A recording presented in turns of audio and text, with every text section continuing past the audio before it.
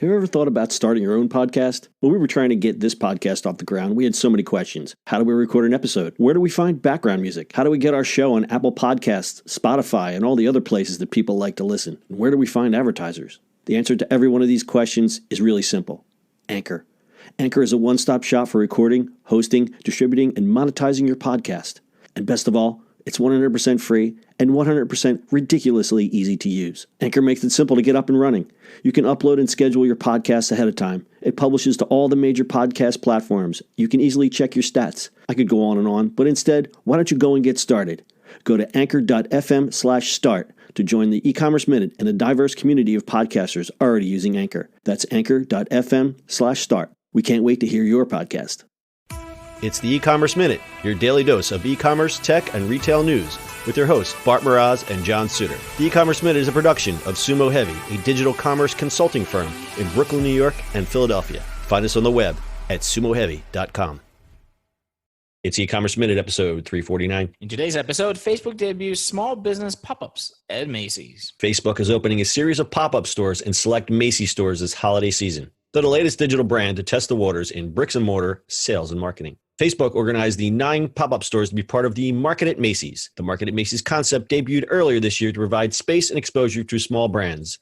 You can see our episode from February 28th, 2018. We did an entire story about that. The Facebook stores will feature goods from 100 small business and online brands which sell apparel, accessories, beauty, entertainment, experiences, decorative home, stationery, technology, and gifts, according to a Macy's press release. The good news for the merchants is that they'll keep all the revenue generated from sales. Facebook footed the bill that Macy's usually charges for the pop-up market customers. The store's design mimics the Facebook experience by showcasing products in newsfeed post-themed displays, complete with a like button. While Facebook does not take any revenue from the experiment, it could use the exposure to convince small businesses to spend more money advertising on Facebook and Instagram, as well as gathering valuable data about these customers. The 9 pop-ups will operate until February 2nd in the Market at Macys in New York, Pittsburgh, Atlanta, Fort Lauderdale, San Antonio, Las Vegas, Los Angeles, San Francisco, and Seattle. Facebook will also run a big ad campaign of its own in New York City's Grand Central Station for the next 3 weeks to promote the pop-ups, featuring 600 ad units with 36 designs across 115 locations in the public transportation hub.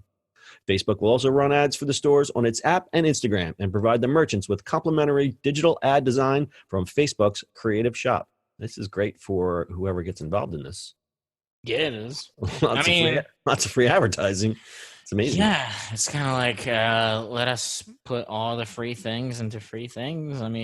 Yeah, and Facebook, they're all about the data, so it doesn't cost them anything in comparison. No, it's an easy ad for them, right? It's not going to cost them that much, and doing these pop-ups and these physical things is they need to do those more and more, right? Being a good tool for advertisers and e-commerce is the play for Facebook. Yeah, and they're having a problem. Their growth has been decelerating, so they're really going to lean on Instagram advertising. I think all signs seem to be pointing that Facebook is looking for its future to be bright with Instagram as they go and rip off every other app that's out there. True, because they don't know what else to do. Yeah, they don't know what else to do. The news feed and just Facebook. I'm not going to go on a rant, but social media is such a garbage fire lately. But I think, and I've always said this, I'm a big fan of Instagram. I think Instagram is kind of the nice space right now. It's not as angry as all the other places in social media. It's not as angry. It's not as angry. So this is great for Macy's.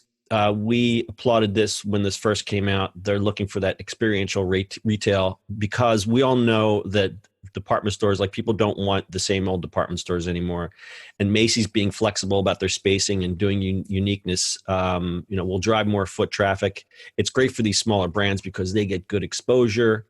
I really like the Market at Macy's concept, and the fact that Facebook got involved and are helping out these brands is pretty awesome for them. Yeah, they're not the only ones that's doing it, right? There's few startups out there that are actually popping up, doing this, like Bulletin, right? So what's the other one? Right, we talked about Bulletin, and then somebody else was doing it. Right. And there was one story I have kind of filed away. There's a place in Brooklyn that's doing it. So there's a lot of these they take a big space and cut it up and Right. rotate it and do the museum, the gallery curation type thing, which I think is great. I think that's really great for discovery. I think it's great for consumers. It gives these small brands a leg up and lets, you've got a small, let's just say, I don't know, beard oil or hot sauce or something, and you get tapped to be in one of these experiential things. You're suddenly selling your goods to a metropolitan audience in a store that you could never, ever, ever afford. Well, yeah. I mean, something like Bolton, obviously it's a boutique and you have those boutique-y things and people do care about local. But Facebook is doing it with Macys, inside of Macys, especially you doing holidays. That place is crowded like crazy. Yeah, and we All of a sudden talked it's about like all shelves.